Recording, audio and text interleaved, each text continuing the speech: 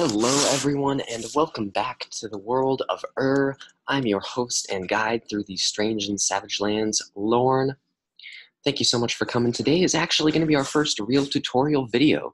Yes, I have hinted at them in the past, but today we're going to do them. So, one thing you guys might be wondering is how exactly do you make an RPG, your own game, an action RPG, in your browser, no download, for free, no subscription, no ads, nothing like that. And here's pretty much how you do it. You're going to want to go to rpgplayground.com. You'll see a screen similar to this. You're going to want to create a profile and log in. And from there, you're going to want to go to create new game. And you can see I've already made a couple of games here, but yeah, so we're just going to go ahead and click create. So like I said, you just want to go to rpgplayground.com, and then you're going to want to create a profile, and from there you can just create your new game. Very seamless. Did I mention that there's no coding required? Yes, indeed, no coding at all. Make your own game from scratch. Well, not exactly from scratch. We've got some tiles and some pre-made stuff here, and that's what we're going to be using to create the game. Unfortunately, you can't add your own pixel art as of yet, but that is coming. It's on the roadmap.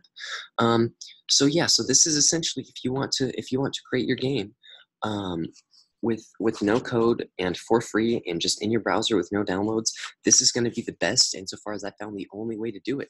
So I'm going to be walking you through just some basics of how to do this today.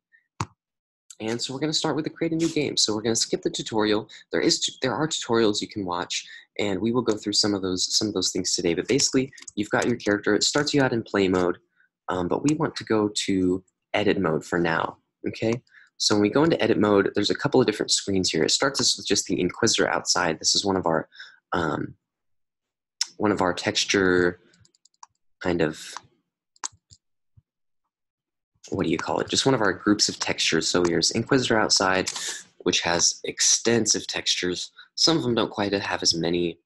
Dungeon, of course, has quite a few less, but still a lot. So there's tons and tons of different textures you can use, different images, tons of NPCs here that you can just insert right into the game. More NPCs come all the time, more textures come all the time, more functionality comes all the time. So it's really great stuff.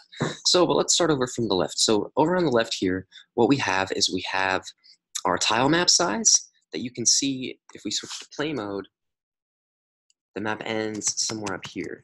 Okay, you can't walk any further. However, when we go and increase our tile map size, you can see that the screen extends out further past it, and same thing down. But you can also do the opposite. So you can also have it extend back downward. You see, so that's the tile map. And then here we choose the music. So we're not going to test out the music today just because my audio is a little bit limited, not having a microphone. But suffice to say, there's a lot of music you can pick from for ambiance, and a lot of music you can pick from for the actual song. Basically, the idea is that these are kind of natural noises and just sounds that you would hear, or noises of people, or noises of bells, things like that. Whereas this is actual music, right? But that's not always the case. There's some stuff in the music section that's kind of more just like sounds, and there's some stuff in the sounds or ambient section that's kind of more just like music. But regardless, that's a good general idea. So in the next screen over here, so it's going to ask us if we want to apply or undo our changes. This is mostly referring to the tile map size. If we change the music, I don't think it always asks this. Undo here. So now we have our textures and images and all of this stuff here. So some of this stuff has collision, some of it does not. One example is, I believe this, let's see, does this have collision? That's collision through the top. Yes, this has collision. Some of these pictures have collision, some of them just don't. Like these arrows, I think probably don't have collision. You can walk right over the arrows. So there's really no way in the images to try and kind of determine what has collision and what doesn't. But the one kind of piece of advice I can give is never assume. Okay, if you assume something has collision and then it doesn't, you're going to be forced to do some interesting things there in order to try and remedy that. But it can be remedied. You can always add collision via invisible actors, and we'll talk about how to do that probably in another video. But for now, we're just going to talk about, we're just going to kind of go based on the collision that it gives us. So if something doesn't have collision, you can add it. If something does have collision, there's no way to remove it as of yet. That's not a functionality you can do. And that's sort of kind of the pros and cons of having a site like this that's so easy to use, is that it does kind of lack in that ultimate functionality in the end. Where because there's no coding required, you also can't even extend the game with your code. There's no plugins, nothing like that is supported yet. But I guess it is coming on the roadmap. So without further ado, let's get in and let's kind of make the beginnings of our game. So it's up to you whether or not you want to start with NPCs, whether or not you want to start with stories, whether or not you want to creating a bunch of different areas. One thing that can be handy to do is, instead of even using this first area at all that's created, is just create a new area and actually give it a name. So we're going to call this the Onwin Field. Okay, because we are still in the world of and the primary setting, at least for the humans in the beginning of some of the novels, is going to be set in the Kingdom of Onwin, loosely based upon Camelot and High Medieval Brittany. There's going to be a couple of other countries as well that kind of partake. There's going to be a lot of different politics, but we're going to start off in Onwin. We're going to make this an outdoor small, and then we're going to just delete first. Oh, we can't delete the start level. That's too bad, but it's okay. So what that helps us do is when we actually name our areas here, and you want to be careful because, see, it automatically just gives it a name. So then it'll just be 1, and then that can be kind of confusing. So before you pick how big you want it, you have to give it the name. And there's no way, as far as I know, to edit it later. But yeah, so we've got our first area. And what we do with this is we can walk around and we can kind of put in NPCs, we can insert our tiles, we can pretty much do whatever we want here. So first things first, let's just kind of spruce it up a little bit. Let's make a couple of trees. So from here you can click and drag to drag multiple areas here or just one. And but for now we're just going to put some full trees. So let's put some full trees around. All right, give ourselves a little bit of a forest that we're in here perhaps. But you can do towns, you can do cities, there's buildings. You can switch up the ground, like it starts you off in the outside with a kind of a basic grass ground. But as you can see, if we go to Inquisitor ground, we have some other stuff. I use some of these tiles here to make a desert in one of my other games that you can check out. Check out Lorne's Animiteron. It's a lot of fun, open world RPG, not quite finished yet, still in demo/beta mode. Which is partially also just because the site, RPG Maker is still essentially in beta mode. Or RPG Playground, rather. Sorry, we'll be doing RPG Maker videos later. But just some tricks here to kind of give you some added immersion. If we want the trees to be coming out of the corner, we can go down to Inquisitor outside. And one thing we can do is we can just go like this here and just make ourselves a corner. And we can do the same thing here and make ourselves a tree in the corner there. And we can do the same thing here. Well, this won't really be in the corner. It'll be just kind of on the side here. If we want to make it in the corner, there we go. Doesn't want to add it there. Sometimes it's a little tricky because it doesn't want you to put it right on top of something else.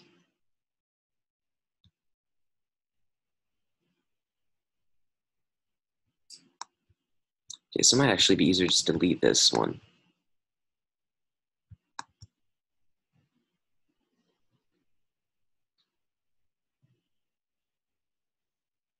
There we go. All right, so we've got our tree there in the corner, and yeah, we're just going to kind of do a little bit more of this. And while I'm doing this, you kind of think of this as a sort of a therapeutic activity, because you really can just put the trees wherever you want. Even if you're not interested in games, it can be kind of nice just to sort of be the creator of your own little world here. And it can be just a kind of a safe place for you to just be creative and have fun with it. And there's no pressure. It's no big deal. It doesn't quite have as much functionality yet, but you probably can create a game that's cool enough that you'd be able to monetize it. Hoping to do that potentially with Lorne's Animiteron here, so check it out. We just need save functionality, right? There's not much to do yet without a save. Okay, so now what we can do is we're going to put in our first NPC and we're going to make our first quest. So that'll be kind of the end of the video today. So you can choose whatever NPC you want. Let's say we'll go with this one. Oh, but before I do that, let's maybe talk about these other tabs. So like I said, so this tab is for creating new levels and stuff. So you can press the little plus button here is how you pop up with this screen. And the little minus button is how you would potentially delete a level. So do we want to delete Onwin Field? No, we do not. And since it is a field, I guess we didn't need to make it a forest, but whatever, that's what we got. Okay, so here's your game info. You can change the title. Right now we have a new game. We're going to call this Onwin Begins. And then we can save it. Boom, so our game is saved. Onwin Begins is now a game. We're going to create it as, this is a test game. Okay, but you can put whatever description in you want. That's more for the other folks that are playing it. But it can be kind of nice for you if you make a bunch of games to maybe remember what your game is there. Did that just go away? Maybe we need to save it again. Okay, alrighty, but now that we've added NPCs, what we do is we just click right on them. You can actually click on your character and change some stuff with them as well. You can turn off the health, which basically makes them immortal, and you can turn off the weapon, which prevents them from swinging the weapon. As long as you have that on, pressing M will allow them to swing a sword, and that's pretty much the combat mechanic of the game. Alrighty, so if you want to create NPCs, you have a couple of options. You have NPCs here, enemies, doors and invisible actors, and tiles, and then of course deleting actors, and you can just select an actor here. But generally being here will still allow you to select an actor as long as you don't have something selected over here. Then it might make it tough, you see, because now we got two on top of each other. Okay, we're gonna go ahead and delete her. And then, just to start off our quest, we're gonna give you something to do. So one thing we're gonna do is we're gonna put in a snake. All right, so we've got a little snake there. And then we're gonna give our NPC some dialogue, okay? So, this is the default dialogue always, the hello and hi. So we're gonna delete the hero's hi, or hello. And then the NPC is gonna say, please, save me from that vile serpent. All right, they're in danger. Okay. All right, so they say, save me from that vile serpent. So we go, and if we defeat the serpent, please save me from the vile serpent. So they still say the same thing. It doesn't change whether we delete the serpent or not. So let's go ahead and save our game and restart, and let's give them some dialogue that actually changes once we've defeated the serpent, and that'll be how we kind of end the game today. We'll just make our first quest.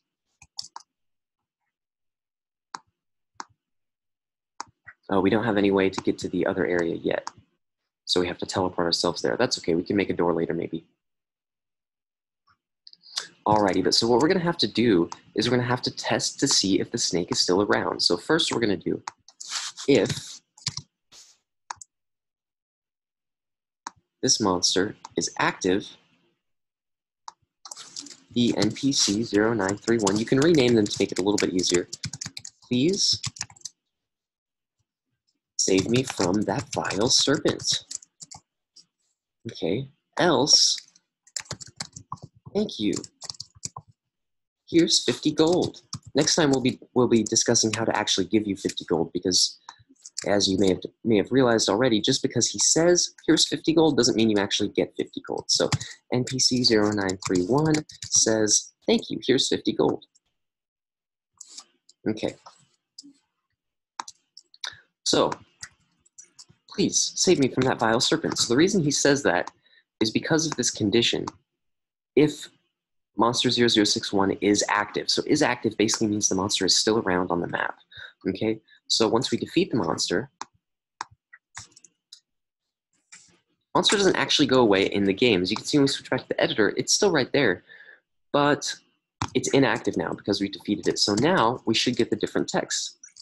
Thank you, here's 50 gold. Excellent. Alrighty, so that's about all we have time for today. Thank you so much. Thanks for coming. Don't forget to hit the like and subscribe. If you want to see the next video where we talk about how to actually increment gold, and some of the more advanced videos where we talk about how to even give the game ways to tell you your gold, the magic systems, teleportation, puzzles, things like that, go ahead and check out my Patreon. I'll have the link in the description. $1 is all you need as of now in order to access all the content that's there. There's more tutorial videos, and there's even more stuff on the World of Ur. So you can actually get involved with the World of Ur. There's a little introduction to it, a little description, and that's about it. That's about all we have time for today. Thank you so much for coming. I hope this was helpful. I hope you learned a little bit from it. Learned how to do NPCs, conditions, how to create an area, how to add some flair to that area, and yeah, I think we had a lot of fun. So like I said, thanks for listening. Go ahead and hit the like and subscribe if you want to see more. And be sure to check out the Patreon. Like I said, it's only $1. That also gets you into the Discord, so you can come chat with me on the Discord. I'd love to hear from you. I'd love to hear what some of your opinions are, what some of your feedback is, and even just sort of generally chat it up. Alrighty, thank you so much, and have a good one.